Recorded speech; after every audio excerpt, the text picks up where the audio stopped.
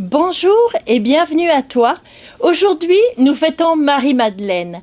Bonne fête, c'est une grande sainte, c'est une grande amoureuse de Jésus et c'est aussi l'apôtre des apôtres. Et le Seigneur dit à Marie-Madeleine, va trouver mes frères pour leur dire que je monte vers mon Père et votre Père, vers mon Dieu et votre Dieu. La première annonce de la joie pascale a été confiée à Marie-Madeleine par Jésus lui-même. Mais je me suis demandé, Marie-Madeleine, comment faisais-tu, toi, pour avoir un cœur si ardent, si amoureux de Jésus? Et évidemment, Marie-Madeleine ne m'est pas apparue pour me parler. Par contre, elle m'a expliqué à travers les lectures d'aujourd'hui. La première lecture, c'est le Cantique des Cantiques. Dans le Cantique des Cantiques, on dit « Sur mon lit la nuit, j'ai cherché celui que mon âme désire. Je ne l'ai pas trouvé. Oui, je me lèverai, je tournerai dans la ville, je chercherai celui que mon âme désire. Les gardes m'ont trouvé, mais ils ne savaient pas où il était. Je les ai dépassés et à peine l'avais-je fait que j'ai trouvé celui que mon cœur désire. Je l'ai saisi et je ne le lâcherai pas. » Puis, dans l'Évangile, Marie-Madeleine se rend au tombeau le matin de Pâques, après la crucifixion, après le sabbat, et elle voit que la pierre est roulée. Et Jésus n'est pas là, elle est dans la nuit. Elle voit des personnes qui sont des anges, qui lui demandent « Pourquoi pleures-tu ?»« J'ai perdu mon Seigneur, où l'avez-vous mis ?» Et ensuite, elle se détourne, elle va plus loin, elle rencontre Jésus, ne le reconnaît pas jusqu'à ce qu'il prononce son nom. Toi aussi, trouves-tu qu'il y a une similitude entre les deux textes? Eh bien, sur mon lit, la nuit, j'ai cherché. Sur mon lit. Pour moi, ça a été comme dans mes habitudes, dans ma vie de tous les jours, dans l'ordinaire de ma vie. Je cherche, mais je ne le trouve pas. Parce que l'ordinaire de ma vie, Jésus, c'est comme s'il n'était plus là. Marie-Madeleine le cherche au tombeau. Peut-être que l'ordinaire de ma vie, peut-être que mon ordinaire est fait de trop de choses matérielles, trop de choses qui passent, qui ne durent pas longtemps.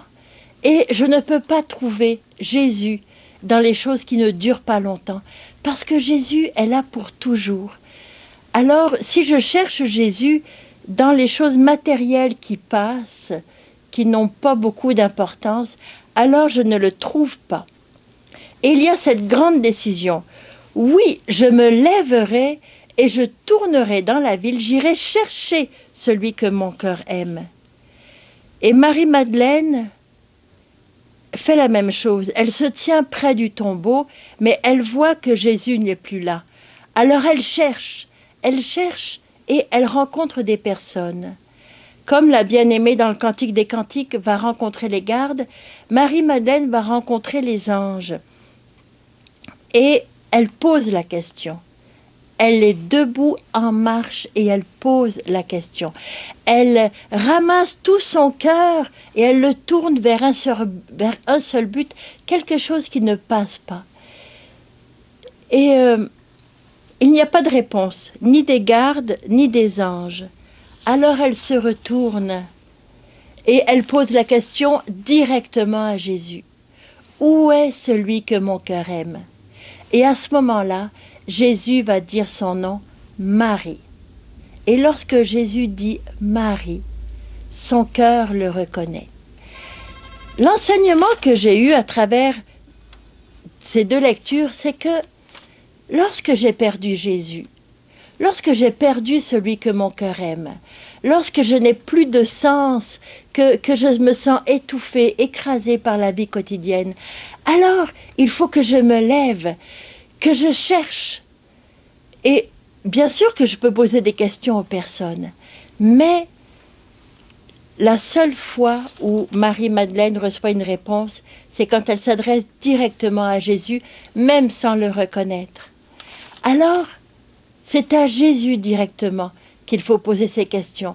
Quand c'est difficile, quand ça fait mal, quand il n'y a plus rien, quand c'est vide, que ça n'a plus de sens, c'est Jésus qui va être capable de me répondre. Et ce que fera Jésus, avec beaucoup d'amour, il va me dire, il va prononcer mon nom. Et il va me dire, va vers tes frères, va leur dire que je suis vivant.